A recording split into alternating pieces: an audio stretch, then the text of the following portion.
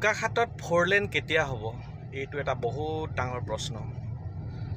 আগতে নুমলীগড়লৈকে 4 লেনটো হ'ল, তাৰপাছত কিছুমান বিশেষ সমস্যাৰ কাৰণে বোকাখাতৰ ফালেদি নহ'ল। তাৰমানে 2000 মান মানুহ 4 লেন নালাগে বুলি বোকাখাত টাউনত বহি দিলে এবাৰ। তাৰপাছত যেতিয়া দেখিলে যে নুমলীগড়ৰ সিফালে মানুহবিলাকে বহুত লাখ লাখ টকা পালে, লাখ লাখ টকা পোৱাৰ পাছত আকৌ ভাবিলে কি 4 লেনটো লাগে। তেতিয়া কি কৰিলে, আকৌ 2000 মান মানুহ ৰাস্তাত বহি দিলে যে এবাৰ 4 লেন লাগে। যদি হয় 4 লেনৰ এটা পইণ্ট দি দিছে আগফালে, এই ৰজাবাৰী যিখন দলং সেইডোখৰলৈকে আছে, সেইডোখৰলৈকে ৰাস্তাৰ কাষৰ গছ গছনি চব শেষ হৈ যাব। কিন্তু যদি 4 লেনটো এইফালে নাহে, এই ৰাস্তাৰ কাষে থকা এই ডাঙৰ গছবিলাক ধুনীয়াকৈ বাচি যাব। আৰু এইখন পাহাৰ দেখিছেনে, কাৰ্বি পাহাৰ। মানে বোকাখাত ঠাইডোখৰ সঁচাকৈ আচৰিত। মানে মই সেইকাৰণে ক'লোঁ, অসমৰ বেলেগ ঠাইৰ পৰা সম্পূৰ্ণ বেলেগ আৰু প্ৰাকৃতিকভাৱে বহুত চহকী আৰু বহুত পৰিষ্কাৰ ঠাইডোখৰ আৰু বহুত ভাল লাগে। মানে যিটো ধৰক 4 লেন হ'ব, 4 লেনটো হ'লে হয় গছ গছনি বহুত কটা যাব, কিন্তু এই ছাইডটো এই ৰজাবাৰীৰ পৰা এইফালে আমাৰ বোকাখাত টাউনৰ হৈ পেলাই যিটো লতাবাৰীলৈকে এই পইণ্টটো, এই অঞ্চলটো তাৰমানে 4 লেন নহ'ব বুলি কিবা মানে শুনা পাইছোঁ কথাবিলাক। তেতিয়া নিশ্চিতভাৱে এই বোকাখাত টাউনখন এখন পৰ্যটন নগৰী হিচাপে পৰিগণিত হ'ব। যদি বোকাখাতখন বনাই পেলাওঁ বুলি ভাবে, নিশ্চয় বনাই পেলাব পাৰিব। কিয়নো ইয়াত 4 লেন নহ'লে এই বস্তুটো সম্পূৰ্ণ যিবিলাক ডাঙৰ ডাঙৰ গাড়ী আছে, ধৰক ট্ৰাক হওক, ডাঙৰ ডাঙৰ LNT কিবাকিবি, এই গাড়ীবিলাক অহা যোৱাটো এইফালে বন্ধ হৈ যাব আৰু ৰাস্তাটো একেবাৰে ঠাণ্ডা হৈ যাব। ব্যৱসায় ক্ষেত্ৰত কিন্তু প্ৰভাৱ পৰিব, কিন্তু যদি ইচ্ছা কৰিলে কিন্তু বোকাখাতখন কাজিৰঙাৰ একেবাৰে গাতে লাগি থকা সৰু চহৰ হিচাপে এখন মানে পৰ্যটন নগৰী হিচাপে ধুনীয়াকৈ প্ৰতিষ্ঠা লাভ কৰিব পাৰিব। ইয়াত কৰিবলগীয়া বহুত কাম আছে আৰু বহুত আইডিয়া মানুহে নিশ্চয় লগাব। চাই থাকোঁচোন ভৱিষ্যতে কি হয়। যদি 4 লেনটো এইফালে নহয়, তেতিয়াহ'লে বোকাখাত নগৰখন এখন মানে পৰ্যটন নগৰী হিচাপে প্ৰতিষ্ঠা লাভ কৰাটো এক প্ৰকাৰ খাটাং। দলংখনৰ এইফালেদি 4 লেনটো গুচি যাব বুলি কৈছে। তাৰমানে পথাৰৰ মাজেদি কিছুমান এটা সৰু ৰাস্তা আছে এইফালে, এইটো ৰাস্তা ডাঙৰ হৈ যাব।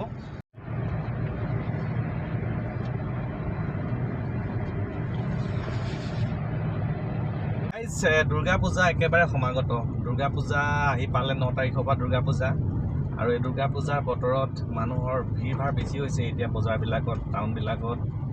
আৰু বহুতে কিবা বজাৰ কৰিবৰ কাৰণে আহে, বয় বস্তু বিক্ৰী কৰিবৰ কাৰণে আহে। কিন্তু কিছুমান মানুহৰ পৰা মই প্ৰশ্ন কিছুমান সুধিছিলোঁ কিছুমান মানুহক যে কেনেকুৱা দুৰ্গা পূজা এইবাৰ কি হ'ব। প্ৰত্যেকৰ মুখে মুখে এটাই কথা, যে মানুহৰ পকেটত পইচা নাই। কথাটো হয় নহয় বাৰু? আপোনালোকে নিজে ভাবি চাওকচোন যে আজি আপোনাৰ পকেটত আজিৰ তাৰিখত কিমান টকা আছে। মানে মানুহৰ হাতত সঁচাকৈ টকা নাই নেকি? মই বহুত জেগাত সুধিছোঁ, মানে কৈছে যে ভাল নলগা হ'ল আগতকৈ কিবা উৎসৱ পাৰ্বণবিলাক। কেলৈ উৎসৱ পাৰ্বণবিলাক আহিলে মানুহে আগতে টকা খৰচা কৰিছিলে বা মানুহৰ হাতত টকা আছিল, কিন্তু এতিয়া মানুহৰ হাতত সঁচাকৈ টকা নাই। মই মিছা কোৱা নাই, মোৰ হাততো টকা নাই। টকাৰ কথাই মই কৈ আছোঁ। টকা টকা টকা, খালি চবতে খালি টকাই লাগে, চবক খালি টকাই লাগে। টকা নহ'লে যেন একোৱেই নহয় পৃথিৱীত।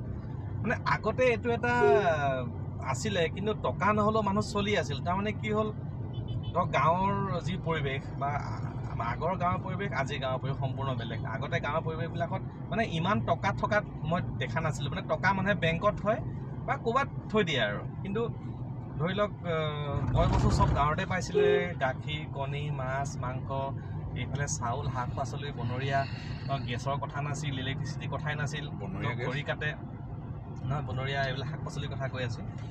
গতিকে এতিয়া গাঁৱৰ প্ৰত্যেকৰ ঘৰে গেছ, ইলেক্ট্ৰিচিটি, মোবাইলৰ ৰিচাৰ্জ আৰু মানে বহুত কিবা কিবি, এইবিলাক নহ'লে মানে সিহঁতে চলিব নোৱাৰে।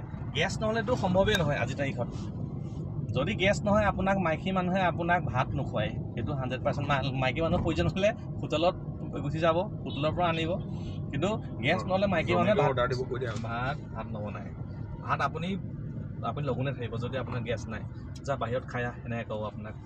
কিন্তু আগতে সেই ছিটুৱেশ্যন নাছিল। কিন্তু আজিৰ এই ছিটুৱেশ্যনটোৰ লগত মানুহ একেবাৰে এনেধৰণে মানুহ হৈ গ'ল, মানে সোমাই গ'ল, এইটো মানুহে তাৰ পৰা ওলাই আহিব নোৱাৰা হৈ গ'ল আৰু। গতিকে এই দুৰ্গা পূজাৰ সময়ত যাৰ টকা আছে সি ফূৰ্তি কৰিব, কিন্তু সি পূৰা টকা উৰাব, জুৱা খেলিব, দামী দামী মদ খাব, য'ত ত'ত ফুৰিবলৈ যাব, নতুন নতুন কাপোৰ কিনিব, টকা পইচা অজস্ৰ যাৰ আছে।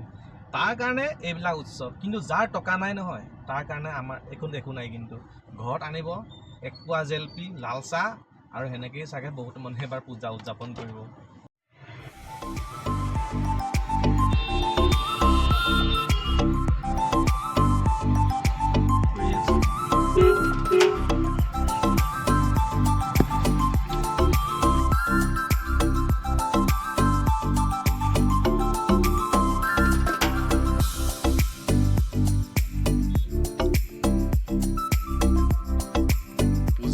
এইখন এখন বজাৰ, লাষ্ট বজাৰ আৰু পূজাৰ আগৰ দেওবাৰটোত এইখন ইয়াত বজাৰখন বহিছে। বৰ ডাঙৰ বজাৰ। কিন্তু এইখন বিহৰা বজাৰ অসম বিখ্যাত গৰুৰ কাৰণে। গৰু ইয়াৰ পৰা ক'ত যে ছাপ্লাই নহয় হয়নে? পৰাই 4 লেন আৰম্ভ হৈছে আপাৰ আছামৰ ফালে। মাজতে এইডোখৰ নাই, ধৰক কলিয়াবৰৰ পৰা এই কাজিৰঙাৰ এই মানে বোকাখাটলৈকে। কিন্তু বোকাখাটৰ এই নুমলীগড়ৰ পৰা 4 লেন আকৌ আৰম্ভ হৈছে। 4 লেন বহুত দিন লাগিলে বনাওঁতে, কিন্তু বহুত কষ্ট পালে মানুহবিলাকে। এইফালে গাড়ী চালক, গাড়ী মানে সকলোৱে বহুত কষ্ট পালোঁ। ময়ো বহুত কষ্ট পালোঁ। এইফালেতো প্ৰায় আহি থাকিব লগা বিভিন্ন কামত। কিন্তু যেতিয়া 4 লেনটো প্ৰায় হৈ গ'ল যোৰহাটলৈকে, এতিয়া ভাল লাগিছে আৰু অহা যোৱা কৰি। এতিয়া ধৰক গাড়ীও ধুনীয়াকৈ চলাব পাৰি, ফ্ৰী হৈ গ'ল ৰাস্তাটো। ডাঙৰ ৰাস্তা 4 লেন, মানে ভবা নাছিলে 4 লেন হ'ব আহিব, কিন্তু 4 লেন হৈ গ'ল। মানে টকা পালে আৰু এতিয়া 4 লেনত সেই টকাৰে গাড়ী চলাই আছে। আমি গৈ আছোঁ একচুৱেলি এটা কামত, খুমটাই ফালে এজন লগৰ ল'ৰাৰ ঘৰত এটা বিশেষ কামত আহিব লগা হ'ল। এইটো একেবাৰে জৰুৰী আৰু নাহিলে নহয়। গতিকে আমি ওলাই আহিলোঁ। মোৰ লগত আছে ৰূপাংকৰ ড্ৰাইভ কৰাত ভাল, মানে লং ড্ৰাইভত ইয়াক নিবা আৰু বিন্দাছ এটা পেকেট মুখত ভৰাই ল'ব আৰু গৈ থাকিব আৰু একো নামানে। কিন্তু খুমটাই ফালে সোমোৱা ৰাস্তাটো কিন্তু বনাইহে আছে। মই সেইদিনা গৈছিলোঁ, কিন্তু এতিয়ালৈকে সম্পূৰ্ণ হোৱা নাই। কিন্তু হ'ল, যথেষ্ট বহল হ'ল। তাৰমানে যিটো ষ্টেট হাইৱে বুলি কৈছে সেইটোৱে নেকি, তাৰমানে 4 লেন নহয়, 4 লেনৰ আধাৰ যিমানটো সিমানটো সেই ৰাস্তাটো।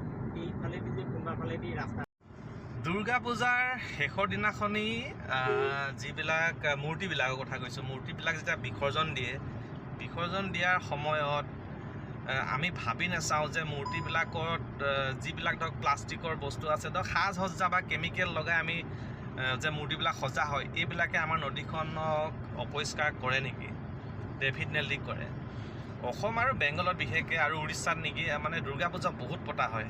বেংগলত কি নিয়ম নাজানো বা উৰিষ্যাত কি নিয়ম নাজানো, কিন্তু অসমত মই দেখা পাইছোঁ সৰুৰ পৰাই যে নদীত মূৰ্তিবিলাক বিসৰ্জন দি দিয়া হয়, তাৰপাছত আৰু মানুহ আৰু গুচি আহে।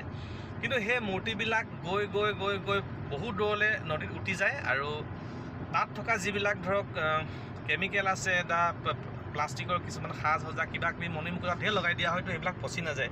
এইবিলাকে মানে নদীখন অপৰিষ্কাৰ কৰে বুলি মোৰ এটা অনুভৱ হৈছে।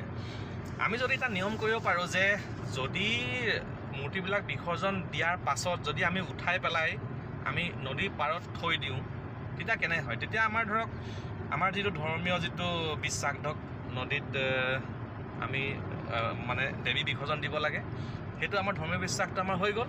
আৰু লগতে আমাৰ সকলোৱে কাম্য হ'ব লাগে যে আমাৰ নদীখন যাতে অপৰিষ্কাৰ হৈ নাযায়, তাত যাতে সেইবিলাক বস্তু মানে বেয়া হৈ নাযায়, নদীৰ যিটো মানে পৰিৱেশটো, পানীখিনি, তাত থকা জীৱকুল। সেইকাৰণে আমি মূৰ্তিবিলাক উঠাই পেলাই আকৌ পাৰ উঠাই দিব লাগে। এইটো কেনেকৈ হয় আপোনালোকে নিশ্চয় কমেণ্ট কৰি জনাব। এইটো মোৰ নিজৰ ব্যক্তিগত অনুভৱ দেই। মই কথাষাৰবিলাক মানে শ্বেয়াৰ কৰি আছোঁ আপোনালোকৰ আগত, কাৰণ যিহেতু পূজা আহি আছে।